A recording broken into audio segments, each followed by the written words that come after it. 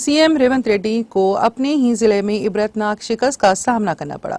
उनके जिले के लोगों ने कांग्रेस पार्टी को मुस्तरद कर दिया। पालामुरू के लोगों ने लगातार इंतखाबात में कांग्रेस को शिकस्त देकर उनको एक के बाद दूसरे धचके का सामना करना पड़ा। उनके जिले के लोगों ने कांग्रेस पार्टी को मुस्तरद कर दिया। महबूबनगर से एमपी के तौर पर मुकाबला करने वाले वंशी चंद्र रेड्डी को बीजेपी उम्मीदवार डीके अरुणा ने 4500 वोटों के फर्क से शिकस्त दे दी। तनकीदों की बारिश हो रही है कि वजीर आला अपने ही जिले में पार्टी को शिकस्त से नहीं बचा सके। इस इंतखाब में कांग्रेस ने सबसे पहले उम्मीदवार का ऐलान महबूबनगर की सीट के लिए किया है। सीएम रेवंत रेड्डी ने खुद वंशी चंद्र की उम्मीदवारी का ऐलान किया। ताहम बीजेपी की जानिब से डीके अरुणा के उम्मीदवार के तौर पर ऐलान के साथ रेवंत रेड्डी, जिनका ख्याल था कि मुकाबला सख्त होगा नहीं, यहाँ किसी भी दूसरे हल्के के मुकाबले ज्यादा अवामी जलसे और मीटिंगें मुनक्कद की और आखिर में जज्बात का हथियार भी इस्तेमाल किया गया। चाहे वो कुछ भी कर लें, पार्टी को शिकस्त से नहीं बचा सके।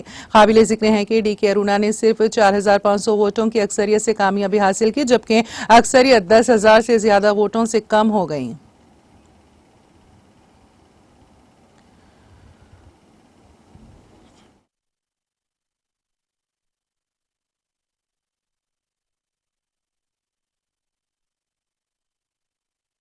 స్థానాలు వచ్చినాయి। ఈరోజు సమాజ్వాదీ పార్టీ, కాంగ్రెస్ పార్టీ దాదాపుగా 40 పైగా సీట్లను సాధించడం జరిగింది। 37 స్థానాలు సమాజ్వాదీ పార్టీకి వచ్చినాయి, 7 కాంగ్రెస్ పార్టీకి వచ్చినాయి। అంటే దాదాపుగా 42 స్థానాలు సమాజ్వాదీ పార్టీ, కాంగ్రెస్ పార్టీ ఉత్తరప్రదేశ్లో గెలవడం జరిగింది। రెండవది ఫైజాబాద్ పార్లమెంట్। ఫైజాబాద్ పార్లమెంట్ అంటే అయోధ్య రామ మందిరం ఎక్కడైతే నిర్మించిందో ఆ పార్లమెంట్లో బీజేపీ ఓటమి చెందింది।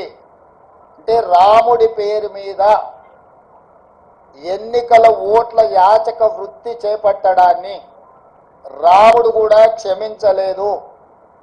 రాముడి పేరు మీద యాచక వృత్తికి పాల్పడ్డ బీజేపీని అయోధ్య మందిరం ఉన్న అయోధ్య ప్రాంతంలో ఉన్న ఫైజాబాద్ పార్లమెంట్లో బీజేపీని ఓడించడం ద్వారా భారతీయ జనతా పార్టీ నాయకులకు దేవుడు కూడా గుణపాఠం చెప్పిండు। ఈ అంశాలన్నీ కూడా మన కళ్ళ ముందే జరిగినాయి। మోడీ గ్యారంటీ మీద ప్రజలు తీర్పిచ్చిండ్రు, మోడీ గ్యారంటీని తిరస్కరించిండ్రు। రాముడి తలంబ్రాల పేరు మీద ఓట్లు కొల్లగొట్టాలని చూస్తే రామ మందిరం నిర్మించిన అయోధ్య ఉండే పార్లమెంటు నియోజకవర్గం ఫైజాబాద్లోనే బీజేపీని ఓడించడం జరిగింది, ప్రజలు తిరస్కరించడం జరిగింది। కాబట్టి దేవుడి పేరు మీద ఓట్లు పొందాలన్న దురాశ బీజేపీకి మంచిది కాదు।